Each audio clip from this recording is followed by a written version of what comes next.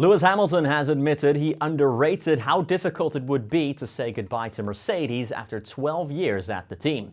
Hamilton will drive his 246th and final race for the Silver Arrows on Sunday and admits his looming exit has impacted his driving this year. Well, thank you everyone for watching another GP Fans News video. There's only one more race to go, so please remember to subscribe to the channel down below. We really do appreciate it.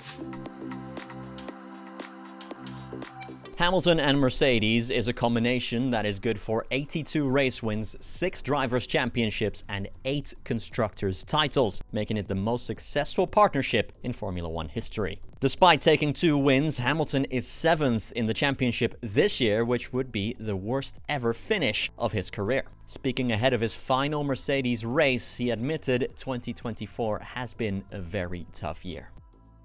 Quote, "The first meeting with Toto at the beginning of the year was awkward. I anticipated it would be difficult, but massively underestimated how difficult. It was straining on the relationship very early on and took time for people to get past it. Just for my own self, it's been a very emotional year for me, and I think I've not been at my best in dealing with these emotions. I think you've all seen the worst of me and the best of me, and I'm not going to apologize for either because I'm only human and I'm not always going to get it right. I would definitely say this year has been one of the worst in terms of handling it from my side, which I'll try to be better at." Over to Antonio Pérez, Sergio's father, who has hit out at journalists reporting that his son will be dropped by Red Bull at the end of the year. Pérez Sr. even promised to provide a comprehensive list of all lying journalists on Monday.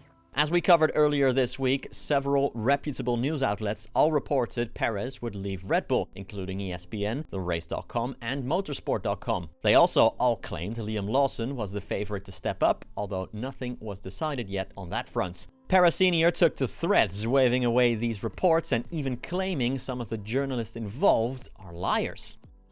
Quote, "The lying journalists are already looking for me. Promise. Openly apologize whether they are the liars or their bosses. On Monday, I will publish the list of lying journalists and media." Pérez later also posted a photo with a lot of Red Bull merchandise saying he's looking forward to 2025. Very subtle. And finally, Kevin Magnussen has announced his next venture after the 2024 Formula 1 season, when his time in the sport runs out, at least for now. Magnussen will become a BMW works driver for their WEC and IMSA teams, becoming an endurance racer.